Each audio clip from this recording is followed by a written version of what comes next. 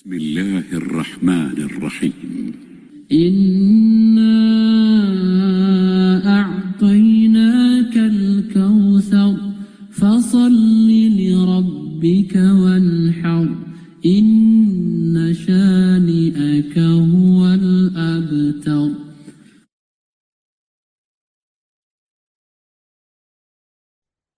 السلام علیکم ورحمۃ اللہ وبرکاتہ۔ امید ہے آپ سب لوگ خیریت سے ہوں گے، اور آج کے اس سیشن میں خاص طور پر ہم خیر کثیر میں کیا جاننے والے ہیں، کیا دیکھنے والے ہیں، اس کے بارے میں منتظر بھی ہوں گے۔ اس طرح آپ لوگوں نے ٹائم نکالا ہے اپنی مصروف زندگی میں سے اور علم کے لیے جو جہد کی ہے، اللہ تعالیٰ آپ کے علم کے لیے کی گئی ان کوششوں کو قبول کرے اور آپ کے عمل میں ترقی عطا فرمائے۔ اللہ کا نام لے کر اپنی کلاس کا آغاز کرتے ہیں۔ ان الحمد للہ نحمده ونستعینه ونستغفره ونعوذ باللہ من شرور انفسنا ومن سیئات اعمالنا من يهده الله فلا مضل له ومن يضلله فلا هادي له ونشهد ان لا اله الا الله ونشهد ان محمدا عبده ورسوله اما بعد فاعوذ باللہ السمیع العلیم من الشیطان الرجیم من حمزه ونفخه ونفسه بسم اللہ الرحمن الرحیم رب اشرح لي صدری ويسر لي امری واحلل عقدۃ من لسانی یفقهوا قولی اللهم انفعنا بما علمتنا وعلمنا ما ينفعنا وزدنا علما اللهم أرنا الحق حقا وارزقنا اتباعه وأرنا الباطل باطلا وارزقنا اجتنابه اللهم ألهمنا رشدا آمین ثم آمین۔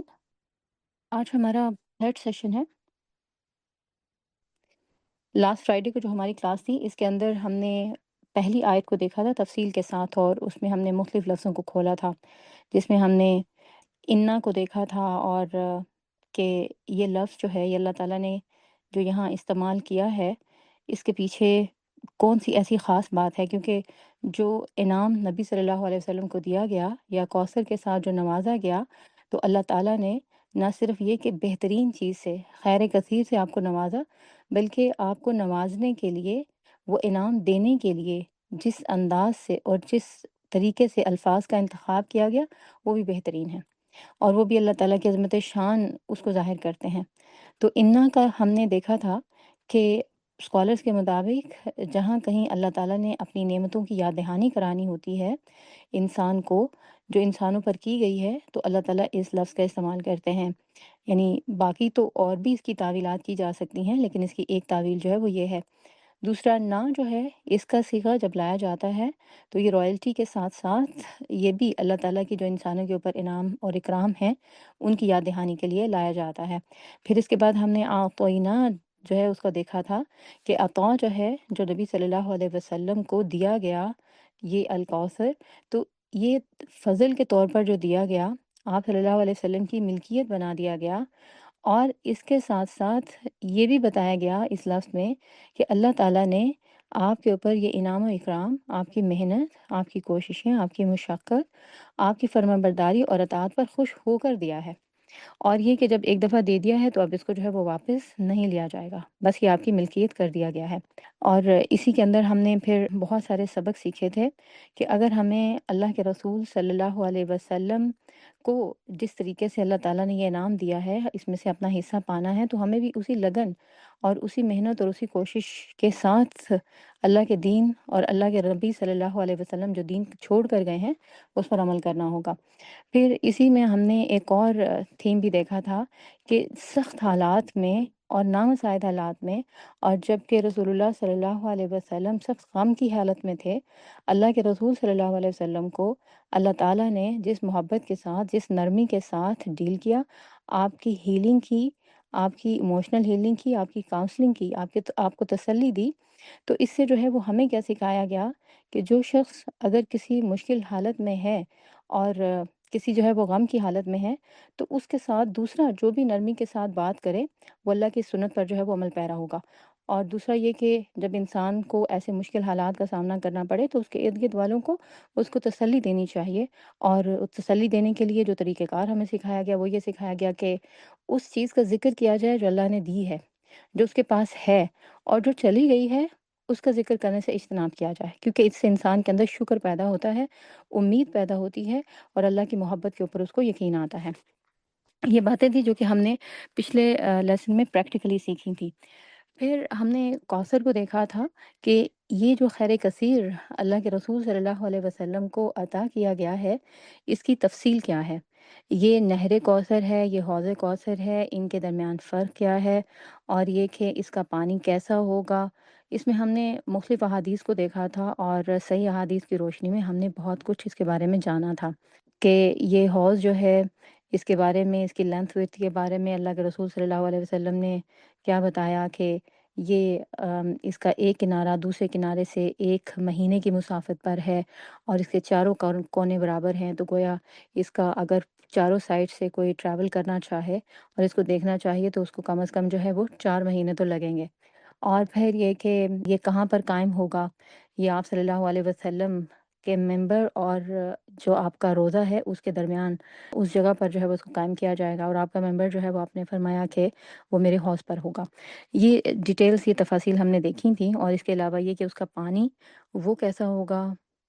شہد سے زیادہ میٹھا ہوگا، برف سے زیادہ ٹھنڈا ہوگا، اور دودھ سے زیادہ جو ہے وہ سفید ہوگا۔ یہ ساری باتیں جب ہم سن رہے تھے تو ظاہر ہے کہ اس سے ہماری معلومات میں اضافہ ہو رہا تھا، کچھ نئی باتیں ہمیں پتہ چل رہی تھیں،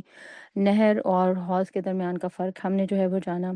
اور کچھ ہمیں جو ہے وہ سٹوریز بھی مل گئیں بچوں کو بتانے کے لیے، دوسروں کے ساتھ جو ہے وہ شیئر کرنے کے لیے۔ اس کے علاوہ یہ کہ کچھ ہمارے سوالات تھے یا ہمارے ذہنوں میں، ان کا ہمیں جواب بھی مل گیا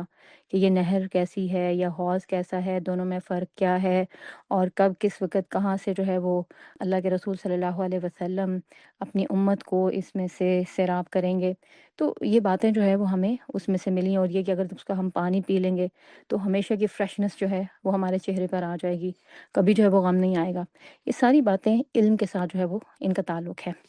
یعنی یہ باتیں جو ہمیں پتہ چلی ہیں ان سے ہمارے علم میں اضافہ ہوا ہے، ہمارے سوالوں کے جواب ملے ہیں، کچھ ہمیں جو ہے وہ کہانیاں مل گئی ہیں سچی حقیقت پر مبنی، جن کو ہم دوسروں کے ساتھ جو ہے وہ شیئر کر سکتے ہیں، یا یہ کہ اپنے بچوں کو بتا سکتے ہیں۔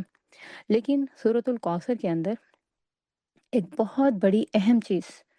جو کہ عموماً نظر انداز کر دی جاتی ہے، یا ابھی تک ہم بھی ہو سکتا ہے کہ اس سائڈ سے اپنی آنکھیں بند کیے ہوئے ہوں، وہ ہے ایمان بالغیب۔ الکوثر کا ہماری زندگی میں بہت اہم عمل دخل ہے۔ یہ صرف وہ چیز نہیں ہے کہ جس کو بس ہم پڑھ کر گزر جائیں، جیسا کہ عموماً ہم کرتے رہے ہیں اپنی نمازوں میں، کہ بس چھوٹی صورت ہے ہم نے پڑھ لی اور بس یہ کہ ہماری نماز کمپلیٹ ہو گئی، بس اس کا ہم نے جو ہے وہ اتنا ہی رکھا ہوا تھا اپنی زندگی میں استفادہ حصہ لینا۔ لیکن اس کی اگر ڈیپتھ میں جایا جائے تو پتہ چلتا ہے کہ یہ صورت ہمارے ایمان کے ساتھ گہرا تعلق رکھتی ہے۔ اس لیے ہمارے آج کا جو سیشن ہوگا اس میں ایک اہم ٹاپک جس کو ہم ڈسکس کریں گے وہ ایمان بالغیب ہوگا، کیونکہ ہم میں سے ہر ایک اللہ پر توکل کرنا چاہتا ہے، اور توکل ایمان بالغیب کے بغیر نامکمل ہوتا ہے، یا انسان توکل کر نہیں سکتا۔ دوسرا اس کا ٹاپک آج کا ہمارا ہوگا کہ جو حوض کوثر کا پانی ہے اس سے ہم کس طریقے سے مستفید ہو سکتے ہیں، یا ہم کیسے فائدہ اٹھا سکتے ہیں۔ تو ابھی جیسے میں بات کر رہی تھی کہ ہمیں بہت سارا علم جو ہے وہ تو ان 2 سیشنز میں مل گیا، لیکن ہمارے ایمان میں کتنا اضافہ ہوا، یہ سوال کرنے والی بات ہے، اور کیا اس موقع پر ٹھہر کر غور کرنا چاہیے ہمیں، کیونکہ ہم آج کہہ لیں سیکنڈ سیشن ہے جو کہ پہلی آیت کے اوپر ہی لگا رہے ہیں، اور ہو سکتا ہے بہت سارے لوگ یہ انتظار کر رہے ہوں کہ آج ہم دوسری آیت شروع کریں گے، یا پھر یہ کہ بہتوں کو بے چینی ہو رہی ہو کہ یہ کیا ایک ہی آیت کے اوپر ہم اتنا ٹائم کیوں لگا رہے ہیں، اگلی آیت کے اوپر جو ہے وہ کیوں نہیں جا رہے۔ تو اس کی وجہ جو ہے وہ آپ کو سمجھ آئے گی آج، کہ ایمان کے بغیر ہمارے اعمال اور ہمارا علم جو ہم لیتے ہیں نامکمل بھی ہے، اور الٹا ہمارے لیے موجب ہلاکت بن سکتا ہے۔ ہم علم تو بہت لے رہے ہیں، لیکن کیا اس علم سے ہمارا ایمان بڑھا ہے، یہ ایک بہت بڑا جو ہے وہ کوشچن مارک ہے۔ ایمان کو آپ کیا سمجھتے ہیں، کیسے اس کو جو ہے وہ ڈیفائن کیا جائے؟ اور یہ وہ کوالٹی ہے جس کا ذکر اللہ تعالیٰ نے اس قرآن کے آغاز میں کیا ہے۔ سورہ بقرہ میں جب ہم پہلی آیت پڑھتے ہیں الف لام میم ذالک الکتاب لا ریب فیہ ہدی للمتقین، تو اللہ تعالیٰ پہلے کوالٹی ایمان والوں کی اس کا ذکر کرتے ہیں، الذین یؤمنون بالغیب، یہ وہ لوگ ہیں جو غیب پر ایمان لاتے ہیں۔ اور اگر ہم اپنے فیتھ کے آرٹیکلس دیکھیں، یہ جو 7 آرٹیکلس ہیں جس میں ہم کہتے ہیں کہ ہم اللہ پر ایمان لائے، تو اللہ کو کیا ہم نے دیکھا ہے؟ نہیں دیکھا، تو کیا ہے؟ غیب کی حالت میں ہم ایمان لائے ہیں۔ ملائکہ پر ہم ایمان لائے، تو کیا ہم نے ملائکہ کو دیکھا ہے کہ آپ کے یہ دائیں بائیں 2 کندھوں پر آپ کے ساتھ 2 فرشتے اٹیچ ہیں؟ ذرا ہاتھ لگا کے دیکھیں، فیل ہوتے ہیں؟ نظر آتے ہیں آپ کو؟ نہیں نظر آتے تو کیا فیل ہوتے ہیں؟ ہٹا سکتے ہیں آپ ان کو اپنے کندھوں سے؟ ان کے رجسٹر بند کرا سکتے ہیں؟ ان کے کیمرے بند کرا سکتے ہیں؟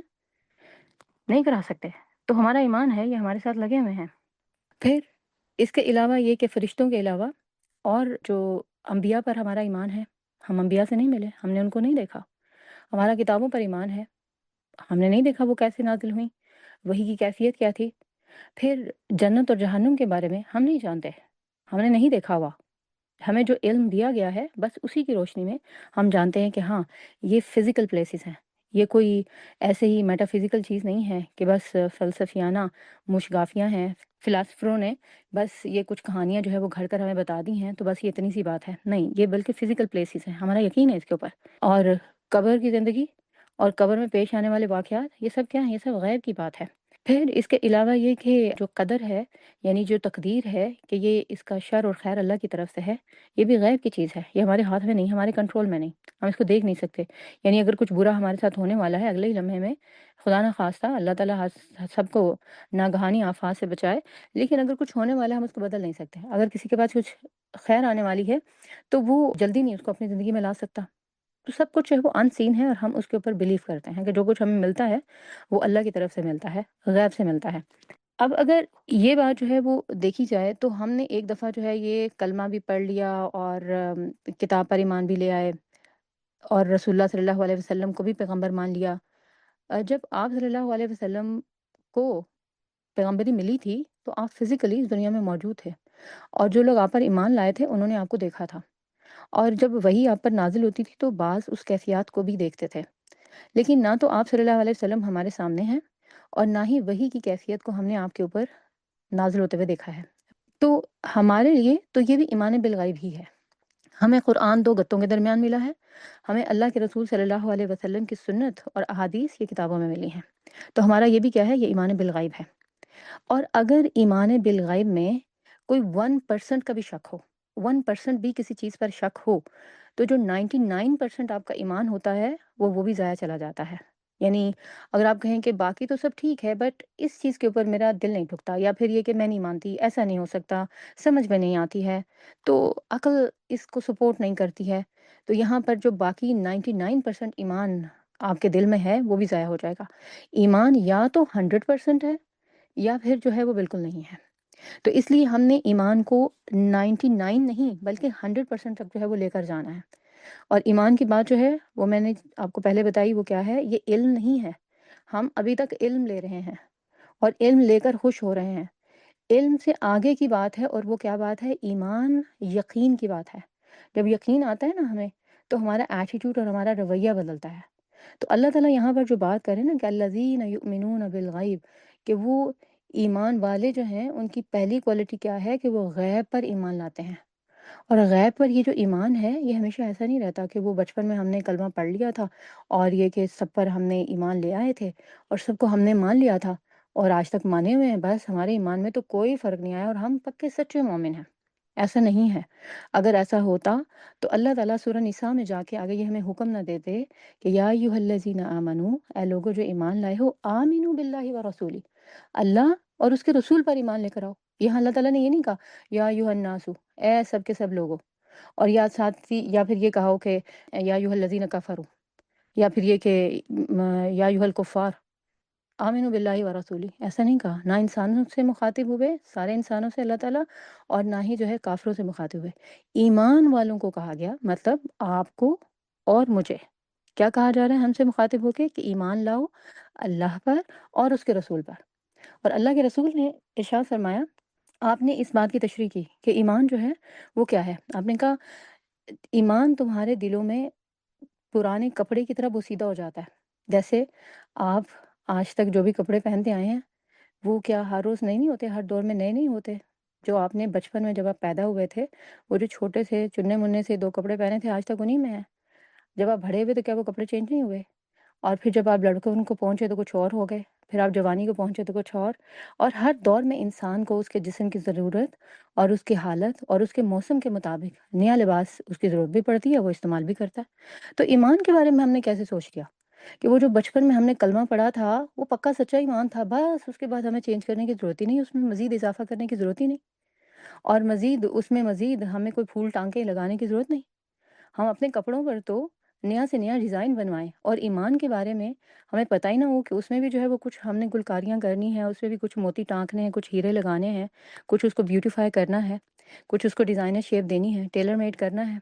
ہم میں سے ہر ایک نے اپنا اپنا ویسے ٹیلر میڈ ایمان بنایا ہوا ہے، لیکن وہ ٹیلر میڈ جو اللہ اور اس کے رسول نے بنا کے ہمیں دے دیا، بس وہی وہ جو ہے وہ ہماری ضرورت ہے۔ اس کو ہم کیسے اپنے ساتھ ایمان کی اس کیفیت کو بڑھا سکتے ہیں یا اس کو بیوٹیفائی کر سکتے ہیں، یہ وہ چیز ہے جس کی طرف اللہ تعالیٰ یہاں ہمیں متوجہ کر رہا ہے۔ تو اللہ کے رسول نے ہمیں کیا کہا؟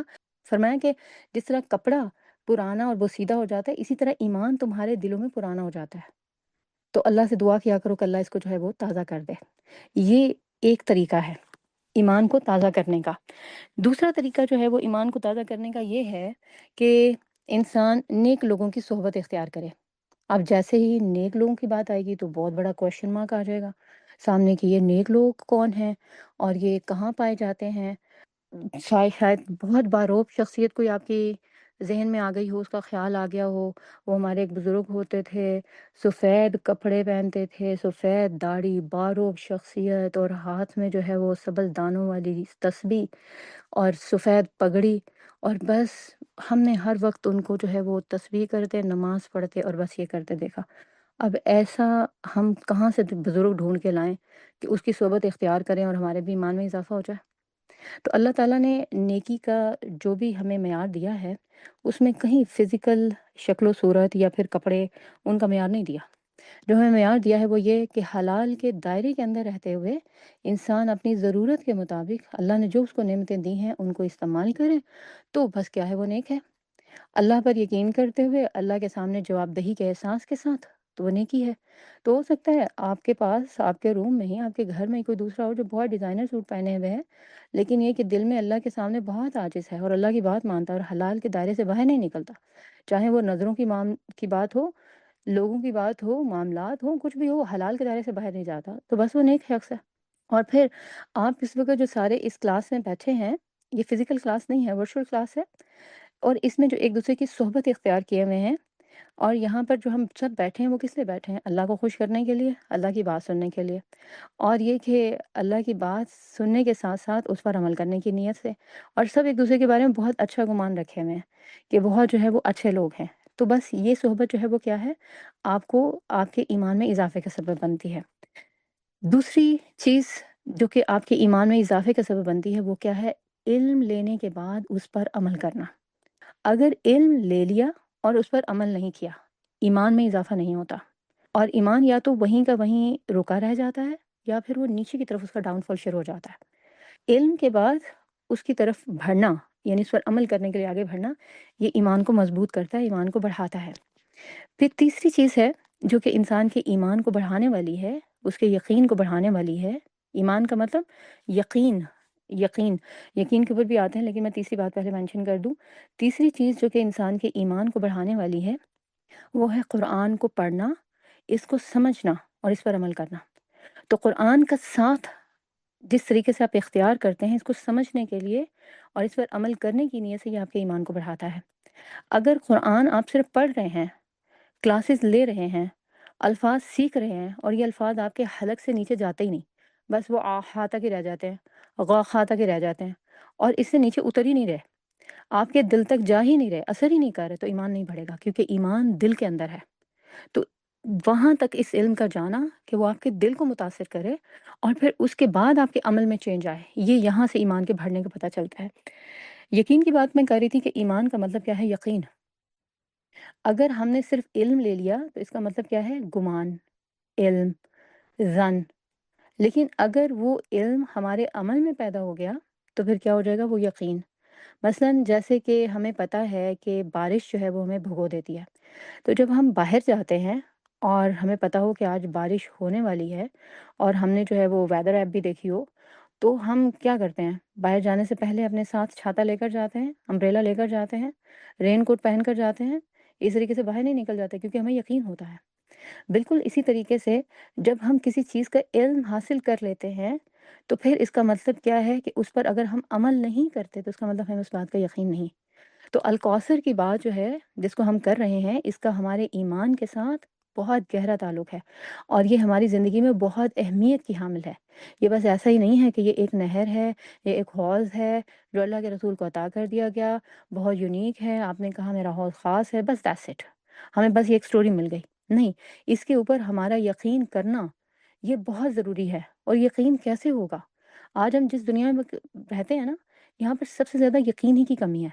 اور ہم سب سے زیادہ فکر مند رہتے ہیں اپنی اولادوں کے بارے میں۔ ہم کہتے ہیں ہماری اولادوں کے ایمان کی اللہ حفاظت کرے، وہ سب سے زیادہ خطرے میں ہیں کیونکہ ظاہر ہے وہ ایسے تعلیمی اداروں میں جاتے ہیں، ایسے لوگوں کے ساتھ اٹھتے بیٹھتے ہیں جو کہ دین کے اوپر ان کے شکوک و شبہات ان کے اندر نہ صرف پیدا کرتے ہیں بلکہ ان کے اندر اور بڑھا دیتے ہیں،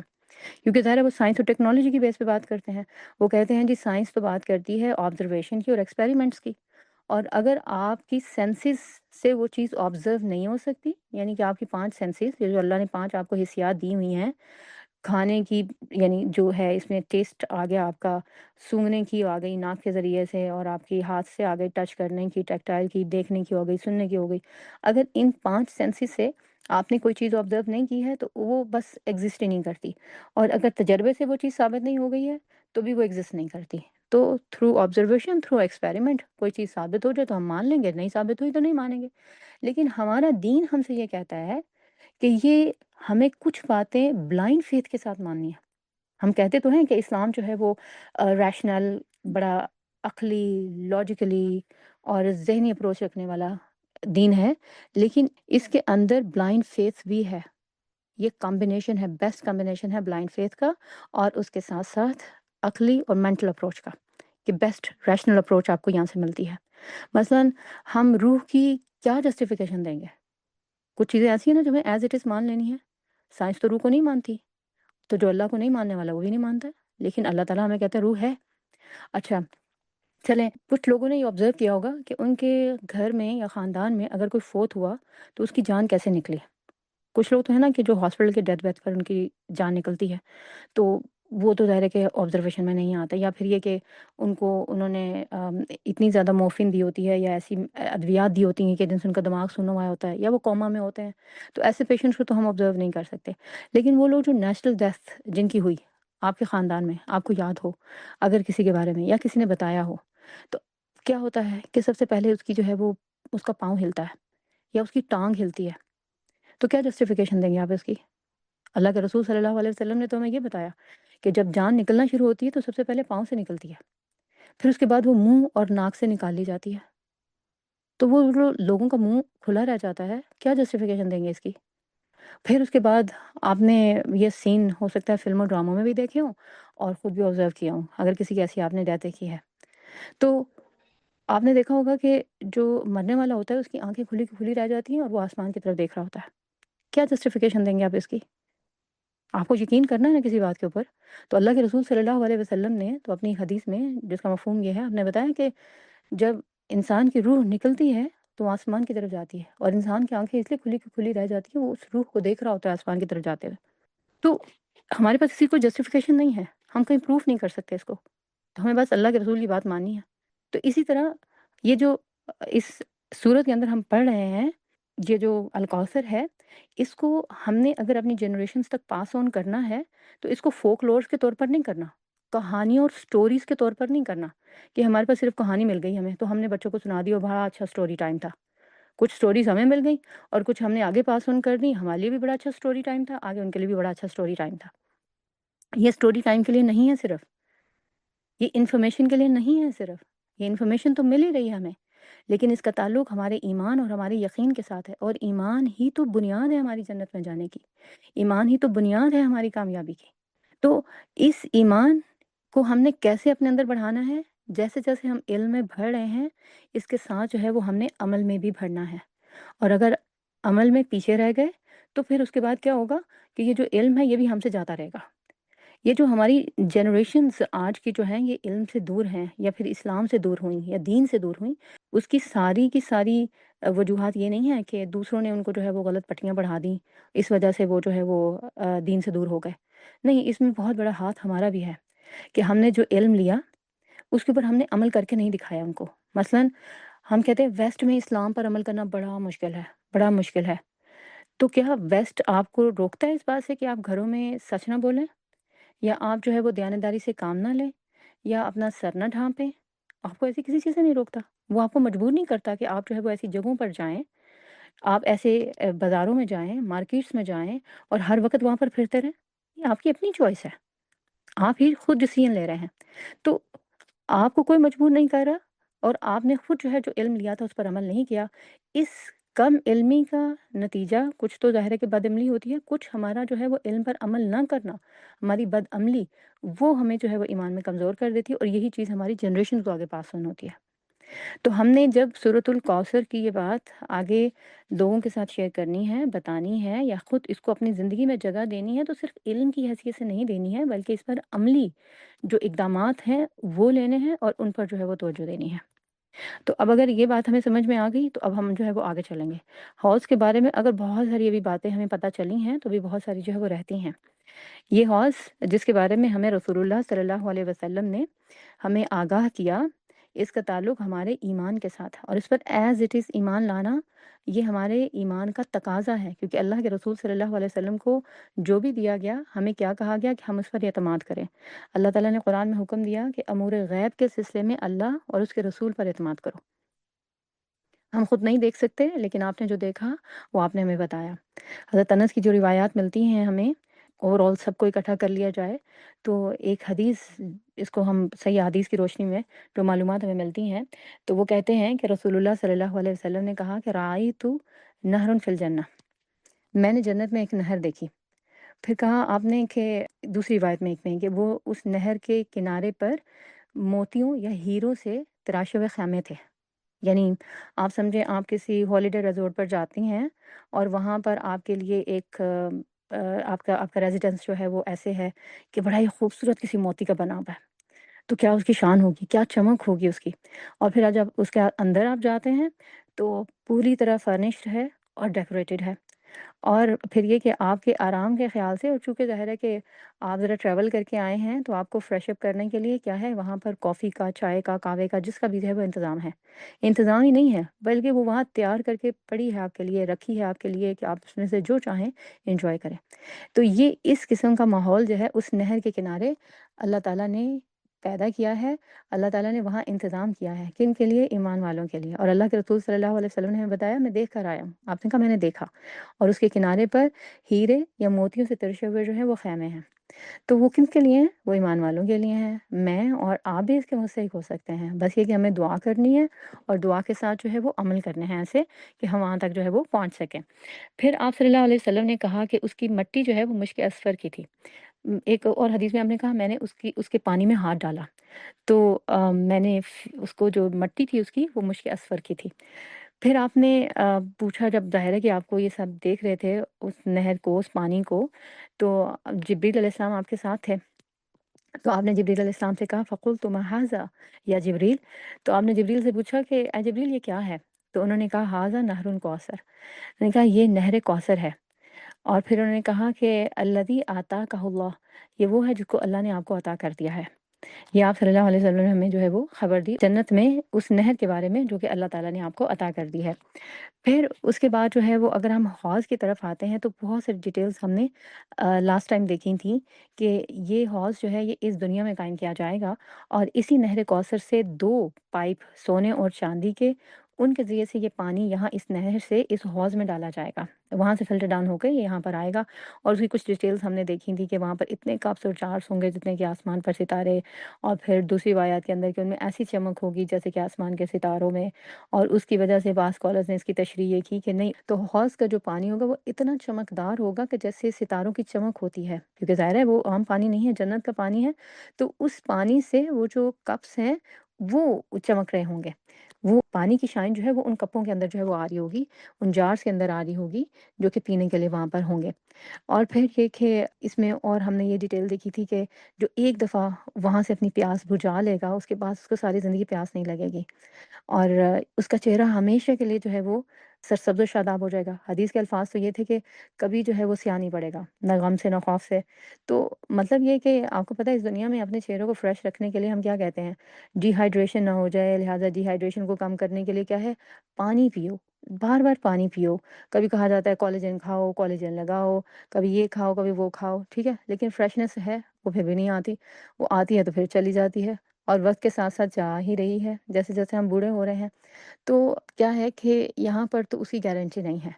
لیکن اللہ تعالیٰ نے گارنٹی لی ہے اس حدیث میں رسول اللہ صلی اللہ علیہ وسلم کو بتا کر کہ جو اس نہر کا پانی ایک دفعہ پی لے گا، نہ اس کو ڈی ہائیڈریشن ہوگی، نہ اس کے چہرے کی سرسبز و شادابی اور اس کی تازگی، اس کے اندر کوئی کمی آئے گی، بلکہ اس کا چہرہ ہمیشہ کے لیے جو ہے وہ تر و تازہ ہو جائے گا، فریش ہو جائے گا، اور کبھی جو ہے وہ اس کے اوپر سیاہ نہیں ہوگا، غم نہیں ہوگا، اس کو کوئی خوف لاحق نہیں ہوگا۔ یہ بات جو ہے جب ہم سنتے ہیں نا تو ہم کہتے ہیں بس ایک دفعہ ہم پانی پی لیں گے تو ہم بالکل جو ہے وہ ٹھیک ہو جائیں گے، لیکن اس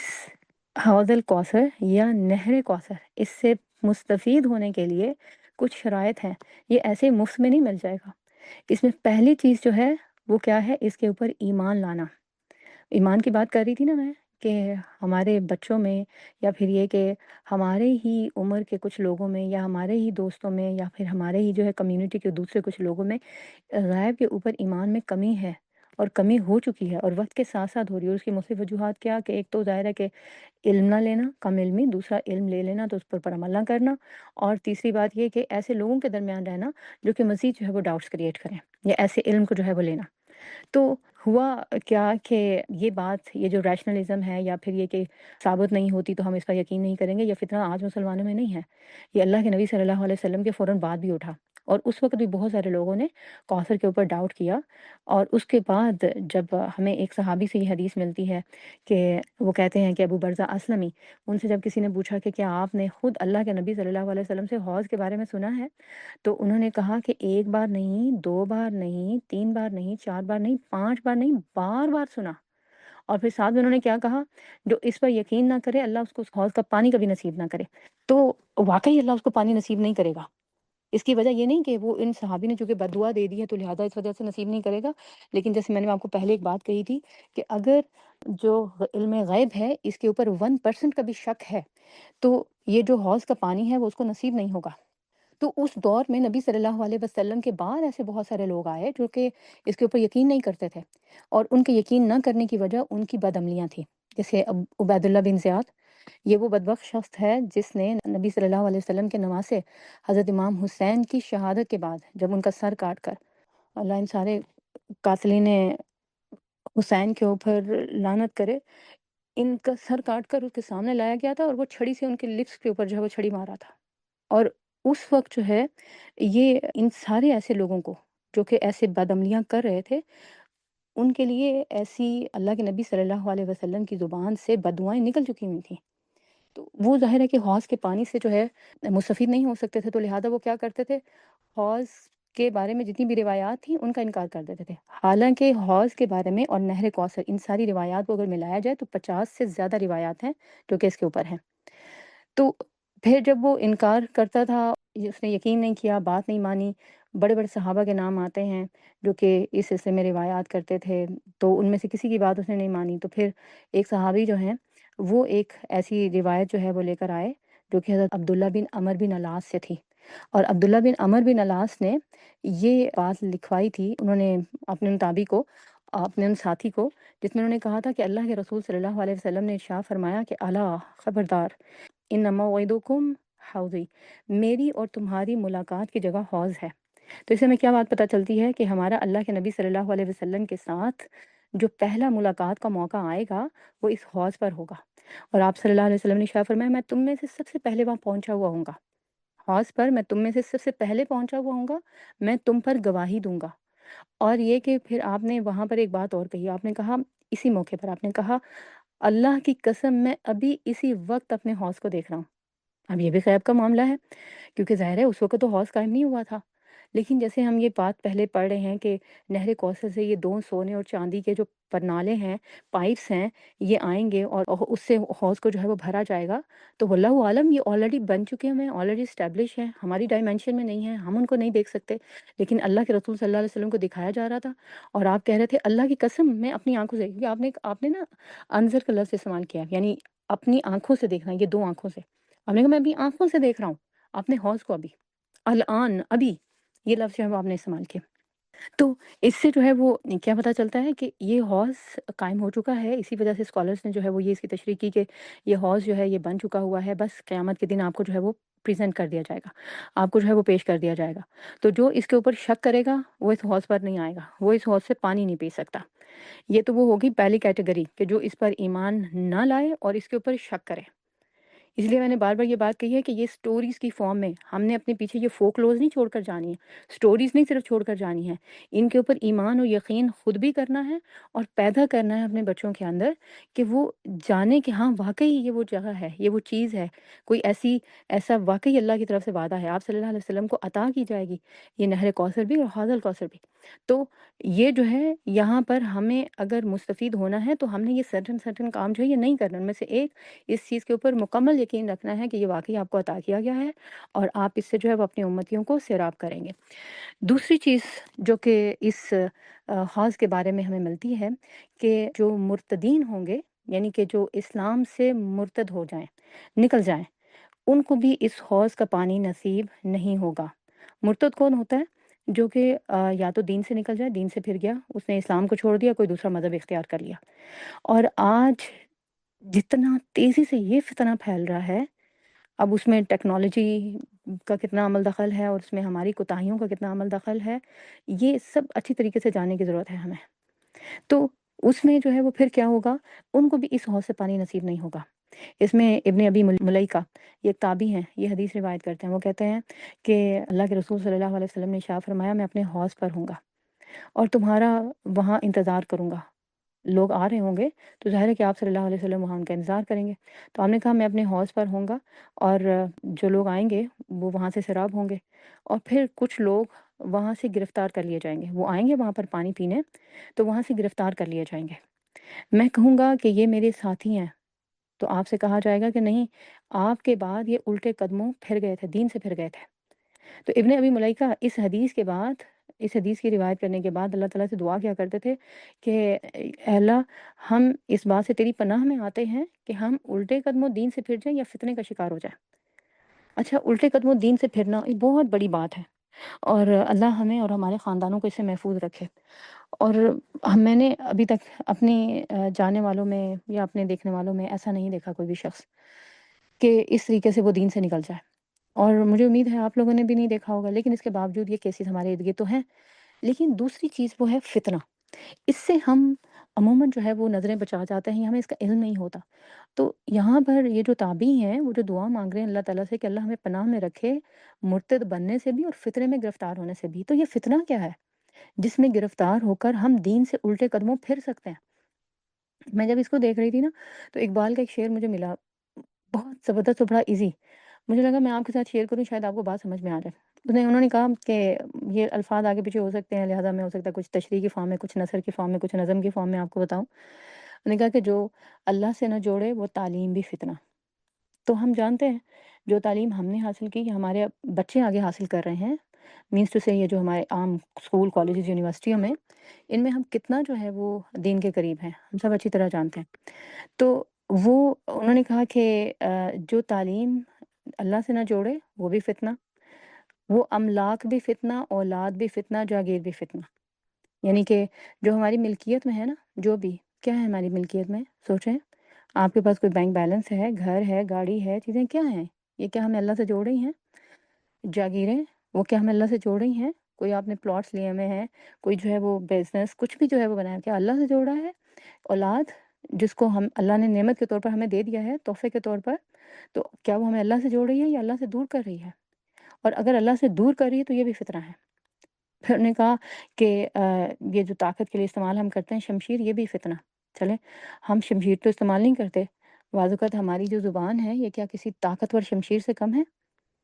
کتنے بڑے بڑے کام کروا لیتی ہے لوگوں سے، تو اگر یہ واقعی اللہ سے جوڑنے والی ہے ہمیں، اچھی بات کہنے والی اور اچھی بات جو ہے اس کی سفارش کرنے والی، پھر تو بڑی اچھی بات ہے، پھر تو یہ واقعی ہمیں اللہ سے جوڑنے والی ہے، ورنہ یہ زبان بھی فتنہ ہمارے لیے، یا جو چیز ہمارے لیے طاقت کا باعث ہے وہ فتنہ ہمارے لیے۔ اور پھر دوسری چیز انہوں نے کیا کہی کہ ایک اور چیز جو انہوں نے کہی کہ یہ شمشیر تو کیا، یہ اگلی بات اس سے زیادہ جو ہے میں کہوں کہ الارمنگ، میں نے کہا شمشیر تو کیا، یہ نعرہ تکبیر بھی فتنہ، کہ بعض اوقات ہم دین کا علم لے لیتے ہیں اور اس علم پر عمل نہیں کرتے، وہ علم ہمیں فخر و غرور میں مبتلا کر دیتا ہے، یا ہمیں یہی سیٹسفائی کر دیتا ہے کہ ہاں ہم کلاسوں میں جا رہے ہیں، اللہ کا شکر ہے، نیک لوگوں کی صحبت میں بیٹھ رہے ہیں، میں تو بہت نیکی کے کام کرتی ہوں، یہاں صدقہ دیتی ہوں، وہاں صدقہ دیتی ہوں، یعنی اللہ کا نام بلند کرنے کے لیے جو ہماری ایکٹیویٹیز ہیں وہ بھی ہمیں اللہ سے اگر نہیں جوڑ رہی، وہ بھی فتنہ، اور الٹے قدموں ہم پھر جاتے ہیں اس چیز سے جس کے لیے ہمیں اللہ نے حکم دیا ہو۔ تو وہ کہا کرتے تھے کہ اللہ ہمیں اپنی پناہ میں رکھے کہ ہم مرتد بن جائیں یا پھر یہ کہ فتنے کا شکار ہو جائیں۔ اور پھر اور کتنے فتنے ہمارے ارد گرد جو ہیں، کیا یہ میڈیا، کیا یہ ڈرامے، کیا یہ موویز، کیا یہ جو ہر نئے دن آنے والا نیا فیشن، نیا ٹرینڈ، یہ سب کیا فتنہ نہیں ہے ہمیں؟ یہ فتنہ ہے جو ہمیں سنتوں سے دور کر دیتا ہے، ہمیں سنت کا حلیہ اچھا نہیں لگتا، ہمیں وہ چیز اچھی نہیں لگتی جو کہ اللہ کو پسند ہے۔ آپ دیکھیں دنیا کا کوئی بھی مذہب ہے نا، اس میں جو مذہبی آپ کو فگرز ملیں گے نا، وہ بڑا اپنے آپ کو، اپنے جسم کو، سر کو ڈھانپنے والے ملیں گے۔ کیوں ہے یہ سب؟ اگر ان کی کوئی نہ کوئی ریالٹی تو پھر اس کا مطلب ہے نا پیچھے کہ اللہ کو اسی طرح انسان ڈھکے چھپے جسم کے ساتھ ہی پسند ہے، اور وہ چیز آج ہمیں ناپسند ہے، تو کیا ہو گیا؟ فتنے کا شکار انسان، اور اس چیز کو ناپسند کرنے لگ گیا جو اللہ کو پسند تھی۔ بہرحال اگلی حدیث کی طرف چلتے ہیں، جس میں کہ اللہ کے رسول صلی اللہ علیہ وسلم نے ارشاد فرمایا کہ اور کون ہے جو اس حوض کے پانی سے محروم کر دیا جائے گا۔ آپ نے فرمایا، یہ حضرت انس سے روایت ہے، آپ نے کہا میں اپنے حوض پر ہوں گا، میرے کچھ ساتھی لائے جائیں گے، میں انہیں پہچان لوں گا، پھر انہیں مجھ سے دور ہٹا دیا جائے گا، میں کہوں گا یہ تو میرے ساتھی ہیں۔ ایک اور حدیث میں الفاظ آیا، آپ کہیں گے صحابی صحابی، یہ تو میرے صحابہ ہیں، تو آپ سے کہا جائے گا آپ کے بعد انہوں نے دین میں نئے نئے کام ایجاد کر لیے تھے، لہٰذا ان کو بھی وہاں سے ہٹا دیا جائے گا۔ اور ایک اور حدیث میں آپ نے جو الفاظ کہے ہیں، آپ نے کہا کہ میں ان کو دور ہٹا دوں گا اپنے ہاتھ سے، اور میں بھی ان کے لیے کیا کہوں گا، ایک اور روایت کے اندر جو آپ نے الفاظ کہے، آپ نے کہا میں کہوں گا سحقن سحقن، کچھ نے ترجمہ کیا اس کا دفع ہو جائیں دفع ہو جائیں، کچھ نے کہا تباہی ہو ان کے لیے، تباہی ہو ان کے لیے، لمم بدل آبادی، جنہوں نے میرے بعد جو ہے وہ میرے دین کو بدل دیا۔ تو اللہ کے رسول صلی اللہ علیہ وسلم بھی ان کو جو ہے وہ اپنے حوض سے ہٹا دیں گے۔ اور یہ چیز آپ نے صرف اپنے ان کے لیے نہیں کہی کہ جو آپ کے بعد آپ کے لوگ آئے، یا یہ کہ آپ کے ساتھ آپ کے صحابی تھے اور انہوں نے جو ہے وہ دین میں نئی نئی چیزیں جو ہے وہ نکالیں، کیونکہ دین میں نئی چیز نکالنے سے مراد صرف یہ نہیں ہے کہ آپ جو ہے وہ نماز کو سنت کے مطابق نہ پڑھیں، یا پھر یہ کہ وہ کام کرنے شروع کر دیں ثواب کی نیت سے جو اللہ کے رسول صلی اللہ علیہ وسلم نے نہیں کیے یا ان سے منع کیا، بلکہ جو آپ طریقہ چھوڑ کر گئے، چاہے وہ پالیٹکس کا ہو، چاہے وہ آپ کا رزق کمانے کا ہو، یعنی روزی روٹی کمانے کا، جاب کا ہو، یا کوئی بھی اور طریقہ ہو، اس میں اپنی مرضی سے کچھ بھی جو ہے وہ ایڈ کریں گے یا کچھ بھی نکالیں گے، پالیٹکس کو اپنی مرضی سے چلانے کی کوشش کریں گے، تو یہ بھی جو ہے وہ کیا ہو جائے گی، بدعت ہو جائے گی۔ بعض علماء نے اس کی تشریح کی ہے کہ آپ کے بعد جن لوگوں نے، وہ چاہے آپ کے ساتھی ہی تھے کیوں نہیں، انہوں نے آپ کے طرز حکومت کو بدلا۔ آپ نے کیا چھوڑی تھی اپنے پیچھے؟ خلافت چھوڑی تھی، خلافت راشدہ، جو حضرت علی اور ان کے بعد حضرت حسن کے پہلے جو زندگی کے 6 ماہ تھے، اس کے بعد انہوں نے جو ہے وہ حکومت چھوڑ دی، تو ان کو بھی شامل کیا جائے تو یہاں تک خلافت راشدہ تھی۔ اس کے بعد جنہوں نے جو ہے وہ اس کو چینج کیا، اس میں جس جس جو ہے وہ شخص کا نام آئے گا، وہ سب اس میں شامل ہوں گے کہ انہوں نے اللہ کے رسول صلی اللہ علیہ وسلم کے چھوڑے ہوئے دین میں چینج کیا۔ پھر اس کے بعد جو ہے وہ ایک اور حدیث جو کہ ہمارے لیے جو ہے وہ بہت الارمنگ ہے۔ حضرت عبداللہ بن خباب کہتے ہیں، وہ اپنے والد سے روایت کرتے ہیں، وہ کہتے ہیں کہ رسول اللہ صلی اللہ علیہ وسلم نے ہمیں نصیحت کی، آپ نے کہا میرے بعد ایسے حکمران آئیں گے جو جھوٹ بولیں گے اور ظلم کریں گے، تم جھوٹ میں ان کی تصدیق نہ کرنا اور ظلم میں ان کا ساتھ نہ دینا، جو ایسا کرے گا وہ بھی حوض پر نہیں آئے گا، ہو سکتا ہے وہ حوض کا راستہ ہی گم کر جائے، یا پھر آئے تو جیسے پہلے 2 گروہوں کے بارے میں آیا کہ ان کو گرفتار کر لیا جائے گا، یا کچھ کے بارے میں آیا کہ ان کو ہٹا دیا جائے گا، تو ان کو بھی ہٹا دیا جائے۔ اور یہ جو ظالم حکمرانوں کی بات ہے، یہ انہیں کی بات نہیں ہے جو کسی ملک کے پریزیڈنٹ بن جائیں یا پرائم منسٹر بن جائیں۔ ہم یہ جو اپنے اپنے گھروں میں چھوٹی چھوٹی حکومتیں لے کر بیٹھے ہیں، ان میں بھی اگر ہم اپنی والدہ یا اپنی ساس یا پھر یہ کہ جو بھی گھر کا بڑا اور خاندان کا بڑا ہے وہ کسی دوسرے کے ساتھ ظلم کرتا ہے اور ہم صرف اس کا ساتھ دینے کے لیے کہ اب کیا کریں، ہماری تو والدہ ہیں، ہم ان کو کچھ کہہ نہیں سکتے، یا پھر یہ کہ اب بڑے ہیں گھر کے تو کیا کہیں ان کو، اس ظلم میں اور جھوٹ میں جو ان کا ساتھ دیتے ہیں، ایسے سب کے لیے اللہ کے نبی نے کیا کہا ہے، وہ بھی حوض کوثر کے پانی سے محروم ہو جائے گا۔ اور جو ایک دفعہ اس کے پانی سے محروم ہو گیا نا، اس کے بارے میں ہم نے حدیث میں پڑھا تھا پیچھے ایک، کہ جو ایک دفعہ اس کے پانی سے محروم ہو گیا پھر ساری زندگی سیراب نہیں ہوگا، یعنی اس کا مطلب وہ جنت میں نہیں جائے گا۔ پھر اس کے بعد جو ہے دوسری طرف ایک اور حدیث جو کہ ہمارے لیے کچھ حد تک میں کہوں خوشائند بھی ہے۔ دیکھیں اللہ کے رسول صلی اللہ علیہ وسلم نے انصار سے کہی تھی یہ بات، انصار سے کہی تھی کہ اے انصار میرے بعد، لمبی حدیث ہے جس میں آپ نے کہا میں دیکھ رہا ہوں میرے بعد تم پر، تم لوگوں پر یا تمہارے گھروں پر فتنے اس طرح سے برس رہے ہیں جیسے بارش کے پانی کے قطرے۔ تو پھر کہا آپ نے کہ تمہیں میرے بعد نا بڑی اقربا نوازیوں اور خود غرضیوں سے واسطہ پڑے گا، یعنی تمہارے مقابلے میں اپنے رشتہ داروں کو اور اپنے قریبی لوگوں کو، ان کو پرائرٹی دی جائے گی، ترجیح دی جائے گی۔ تو انصار نے پوچھا کہ پھر ہم اس وقت کیا کریں؟ مختلف احادیث کی روایات میں ایسے آ رہا ہے، تو آپ صلی اللہ علیہ وسلم نے ان سے کہا کہ تم اس پر صبر کرنا یہاں تک کہ مجھ سے حوض کوثر پر ملاقات کرو۔ تو اس کا مطلب کیا ہے کہ اگر کوئی شخص جو ہے وہ دیکھتا ہے کہ میرے ساتھ ظلم ہو رہا ہے یا میرے حقوق کی ادائیگی نہیں ہو رہی ہے، میرے مقابلے میں دوسرے کو زیادہ ترجیح دی جا رہی ہے، جیسے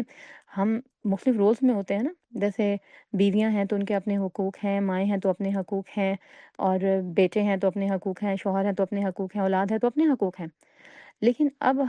ظاہر ہے کہ بعض اوقات آپ لڑائی کو ختم کرنے کے لیے، یا پھر یہ کہ آپ کی پوزیشن اتنی کمزور ہوتی ہے، یا پھر یہ کہ بار بار کہنے کے باوجود کوئی بھی بات ہو سکتی ہے، آپ کو آپ کا حق نہیں ملتا، لیکن آپ صبر کرتے رہتے ہیں اور اسٹرگل بھی کرتے رہتے ہیں کہ کم از کم صحیح بات ہو اور ظلم نہ ہو، تو اس کے لیے اللہ کے رسول صلی اللہ علیہ وسلم نے نوید دی ہے ایسے شخص کے لیے۔ کہا تو انصار کو ہے، لیکن ہم سب کے لیے بھی اس میں اندر ایک خوشائند بات جو ہے وہ یہ ہے کہ جو ایسے اپنے حقوق کی اس طریقے سے حق تلفی برداشت کرتا رہتا ہے اور اس کے لیے اسٹرگل بھی کرتا رہتا ہے اور اس پر صبر کرتا رہتا ہے اور حق کا رستہ نہیں چھوڑتا، غلط راستے اختیار نہیں کرتا، جھوٹ نہیں بولتا، بددیانتی نہیں کرتا، دوسرا کا حق مارنے کی کوشش نہیں کرتا۔ ایسا ہوتا ہے نا کہ جب ہم پر ظلم ہوتا ہے تو ہم بھی بعض اوقات دوسروں کے حق میں ظالم ہو جاتے ہیں، تو خود ظالم نہیں ہوتا۔ جیسے یہی بات آپ صلی اللہ علیہ وسلم نے انصار کو کہی تھی، صبر کرنا، ظالم نہ ہونا۔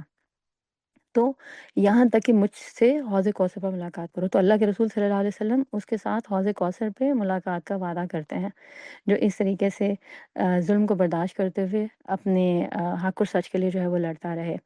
تو یہ باتیں جو ہیں وہ ہمارے عمل کے لیے ہیں، ہمارے یقین کے لیے ہیں۔ ان باتوں پر جو یقین کرے گا وہی شخص جو ہے وہ اپنے ایمان کو بڑھانے کا سبب بنے گا۔ بات ہم کر رہے تھے ایمان کیسے جو ہے وہ بڑھے گا۔ ایمان جو ہے وہ پتہ چلتا ہے اس کا کہ وہ عمل سے بڑھتا ہے۔ ایک صحابی نے آپ صلی اللہ علیہ وسلم نے ان سے پوچھا، انہوں نے کہا اے حارثہ تم نے آج صبح کیسے کی؟ تو انہوں نے آگے سے جواب دیا کہ یا رسول اللہ صلی اللہ علیہ وسلم میں نے آج کی صبح پکے ایمان کی حالت میں کیا ہے۔ تو آپ نے جب ان کا یہ بیان سنا نا، جیسے ہم بھی ایسے دعوے کر دیتے ہیں نا کہ میں تو پکی سچی مومن ہوں، وہی تو اللہ سے بڑا ڈر لگتا ہے، تو یہ صحابہ بھی ایسی بات کرتے تھے۔ تو اللہ کے رسول صلی اللہ علیہ وسلم اس کو ٹیسٹ کرتے تھے۔ آپ نے ٹیسٹ کیا اس صحابی کو، آپ نے کہا اچھا تم نے ایمان کی حالت میں اور حق والے ایمان کی حالت میں، حقیقی ایمان کی حالت میں صبح کی ہے، تو اس کو ثابت کیسے کر سکتے ہو؟ تو انہوں نے کہا کہ یا رسول اللہ صلی اللہ علیہ وسلم میں نے جب صبح کی ہے تو مجھے اس دنیا سے کوئی غرض نہیں، میں نے رات اٹھ کر اپنی نیند کو توڑ کر میں نے رات کی نماز پڑھی ہے، میں نے صبح جو ہے وہ روزہ رکھا ہے، ٹھیک ہے، رات کی نماز پڑھی، صبح روزہ رکھا ہے، مجھے اس دنیا سے کوئی غرض نہیں، اور میں واللہ اللہ کے عرش کو ایسے دیکھ رہا ہوں جیسے کہ وہ ہے، اور میں جنت والوں کو جنت میں دیکھ رہا ہوں اور میں جہنم والوں کو جہنم میں دیکھ رہا ہوں۔ اور آپ صلی اللہ علیہ وسلم نے کہا یہ ہے وہ شخص جس کے دل میں اللہ نے ایمان کا نور پیدا کیا ہے اور اس نے اس کو پہچان لیا ہے۔ تو ایمان جو ہے وہ کیا ہوتا ہے کہ آپ کے عمل سے ظاہر ہوتا ہے۔ اگر آپ کو واقعی حوض کوثر کے اوپر ایمان ہے، آپ کا نہر کوثر پر ہے کہ اللہ کے نبی صلی اللہ علیہ وسلم کو دی گئی ہے، تو پھر اس کا مطلب یہ ہے کہ ہمارے ایمان کو تقویت دینے والی چیز یا اس کو ظاہر کرنے والی چیز کیا ہوگی؟ ہمارا عمل۔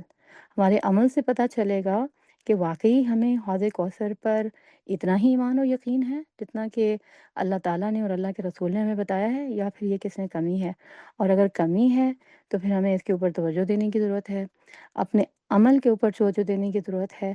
اور عمل میں ہر اس چیز کو نکال دینے کی ضرورت ہے، یا اس فتنے میں گرفتار ہونے سے بچنے کی ضرورت ہے جو کہ ہمارے ایمان میں کمزوری کا باعث بنتا ہو، یا پھر یہ کہ ہمارے ایمان کو ختم ہی کر دینے والا ہو۔ اللہ تعالیٰ ہمیں عمل میں آگے بڑھائے، ایمان کا دعویٰ جو ہم نے کیا ہے اللہ اس میں ہمیں سچا ثابت ہونے کے لیے ہمیں عمل میں ترقی نصیب فرمائے، ہمارے عمل کو اس مطابق کر دے جو کہ ہمارا علم ہے، یعنی اللہ اور اس کے رسول کو جو اللہ تعالیٰ نے ہمیں یہاں پر تعلیمات کے لیے جو مختلف احکامات کے ساتھ ہمارے سامنے ان آیات کو کھولا ہے، تو اللہ ہمیں ان کے اوپر عمل کرنے والا بنائے اور ہمارے عمل کو ہمارے علم کے مطابق کر دے۔ ربنا تقبل منا انک انت السمیع العلیم وتب علینا انک انت التواب الرحیم۔ سبحان ربک رب العزت عما یصفون وسلام علی المرسلین والحمد للہ رب العالمین۔ السلام علیکم ورحمۃ اللہ وبرکاتہ۔ بسم الله الرحمن الرحيم. إنا أعطيناك الكوثر فصل لربك وانحر إن شانئك هو الأبتر۔